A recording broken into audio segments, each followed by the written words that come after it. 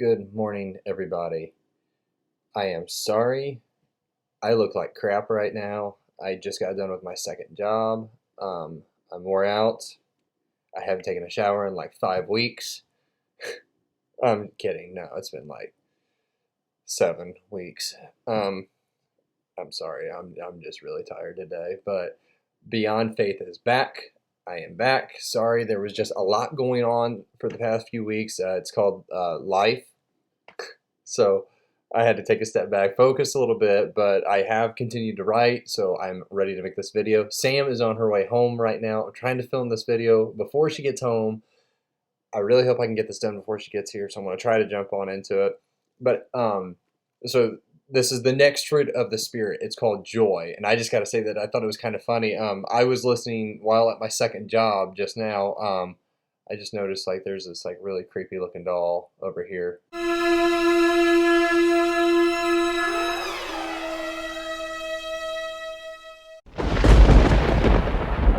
Sorry.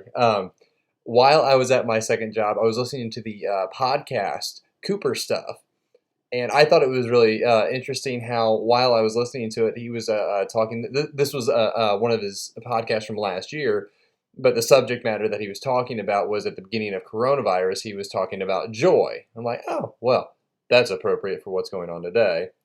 Maybe if I had a little bit more time to write about it, then maybe I would have incorporated that a little bit into here. But I don't have time for that, so I'm going to try to hurry up. But um, when I was writing all of the notes that I have right here on my handy dandy phone, I wrote down joy, and I wrote it down capital J, capital O, capital Y with an exclamation point, because that's how you have to write joy. I mean, I had to do it that way in all caps with an exclamation point, because that's what I envision when I hear joy. That's in a Christian life. So, but joy may be a short little three-letter word, but it is such a strong word at the same time. It carries such emotion in such a quick little word. In a description of it, we can see blessedness, bliss, gladness, happiness, and so many other good feelings. You know, we receive joy from Jesus and his amazing grace. No longer do we sense this dread in death, not to be morbid or anything like that, but no longer do we sense dread in death, but we have a future after death with a life in heaven forever with our Creator. That's something that we really look forward to, what's next after this life, not just in what's next after this life, but also during as well. I'm sorry, I'm trying to speed through this a little bit. We know as Christians that there are great plans for us in this life, and that gives us an excitement for things that are to come. Opportunity seems to be around every single corner, a calling that we are just waiting to fulfill. Joy really does begin to flood every single part of our life. Even as non-Christians, people are still looking for joy through money, love, material things, drugs, or anything else that is only temporary.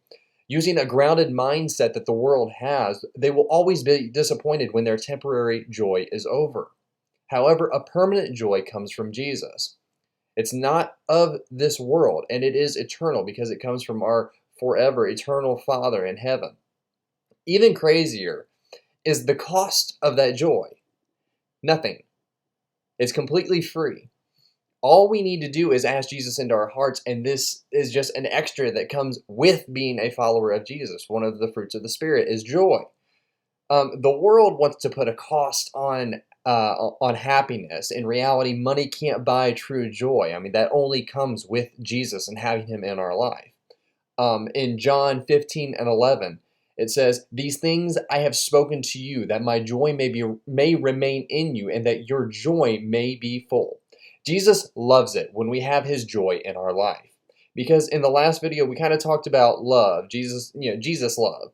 And because He loves us, He wants us to receive His joy. It's kind of like it trickles down from the cross and into our lives. You see how that kind of works? Joy comes from Jesus. If at all you feel saddened, then I'd recommend that you think of what all Jesus has done for you or is doing for you in your life, and that joy will begin to flood back into your life. You just have to sit down and get off of yourself and focus back on Jesus. I'm not trying to be mean, but that's all it really takes. We can always find time and reason to have joy. I mean, I remember as I was writing this video, I was at work, which is not my happy place at all, not when I'm there. But I was listening to my worship music, which at work I get made fun of a lot for listening to my worship music. But I find a lot of joy when I get picked on for that music because I know that the people that are saying crap to me and talking that trash or whatever, they're hearing it. They're hearing the words in those songs where it's worship and they're, saying it bothers them. And I can realize that it's having some kind of an effect on them, whether they think it's being negative or not. It's playing at them, it's tugging at them, it's still bothering them enough to where they have to say something to try to get me to turn it off. They're being reminded of Jesus. And in that, I find a lot of joy in telling them in even a slightly annoying way about Jesus. It can be difficult sometimes to hear all the negative on a constant basis, but when I hear something bad about my Jesus music, I just turn up the volume a little bit louder. Call me ornery if you want, but it works. After the joy entered into my life, the joy that Jesus gives me, excuse me, I lost my place. After joy entered into my life, it was something else to see how I started every single day, positive and ready for opportunity. It was this awesome excitement of what was next, me trying to fulfill my part in God's great plan. And I'm still trying to figure that out. I don't know where God is going to have me, so don't misinterpret what I'm saying here. But anticipation of every interaction with someone that I met. I don't want to be selfish with this joy at all. It should be shown to everybody. And sharing Jesus with others, we are giving them the chance to also dwell in this joy. I mean, it's like a wildfire. It's like a wildfire, and when it starts, it really begins to spread and spread and spread until it's this massive thing that's going on within our life. 1 Peter 2:9 it says, "But you are a chosen generation, a royal priesthood, a holy nation, his own special people, that you may proclaim the praises of him who called you out of the darkness into his marvelous light." At the end of these videos, I put "share Jesus" in every single one of these, or at least I'm pretty sure, or is it at the beginning? It's in the video somewhere, I know that. But not in a sense of share my video necessarily. If you share them, awesome, thank you. But more of a sense of share what Jesus has done for you. I want that to be something that you can tell other people about. Share your testimony, share your joy. The world is looking for joy, for purpose, and for somebody, to really want them. You can be the one that shows that to them. You can be the one that displays your joy, and people will begin to notice it. People will begin to feel that joy. It spreads. It's contagious. That's maybe a bad usage after coming out of a pandemic.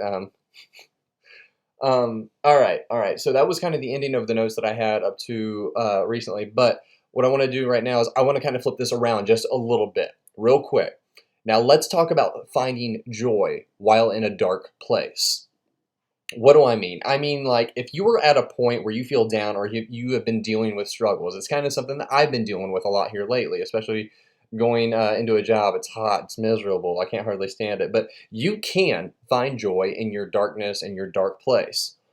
Sounds a little bit crazy, completely crazy, right? Yes, it does. Wrong. No, completely wrong. Because it's kind of like the saying goes, when you hit rock bottom, there's no other place to go but up. Now, in the midst of the battles we face, look to the horizon and see that there will be an ending to the struggle. So we know that we're in this bad place, but we know it's going to get better from here. That's how we find the joy in this moment. There is coming another day, another ending to despair, another light, another victory, another enemy fleeing from us, and another blessing. That is what's to come. Oh, wow, I said that completely wrong. That is what's to come, and it's what to find joy in while we are in our darkness. It may feel like it won't end, but remember, God is the author of the ending. God has already written our future, and it's a good one. God already has us safely in his arms, and that is a reason to have joy bellowing from within us for all of the world to see. A future that is better than any we could ever imagine is right there in front of us. It's coming. It's right there. It's so close to us. God will not abandon you in the darkness. God will guide you through it all. God will build you up for what's next. He will not forsake you. He will not forget you. He will not hold joy from you. And I'll stop this video by saying that when you do have the joy down deep in your heart, like that Sunday school song goes, you'll be amazed at what comes next. And I'll talk about it in the next video, because the next thing that comes after that joy is peace. And I'm going to stop this video with one last scripture verse to kind of take with you with joy, okay? Especially when you're dealing with your hard times. James 1, 2, and 3. My brethren, count it all joy when you fall into various trials, knowing that the testing of your faith produces patience, which I think we'll get to that in another few videos. But guys, thank you for being patient with me. Thank you for waiting on these videos. I'm looking forward to doing the next video. Peace, but until then, peace. I'll see you in the next video.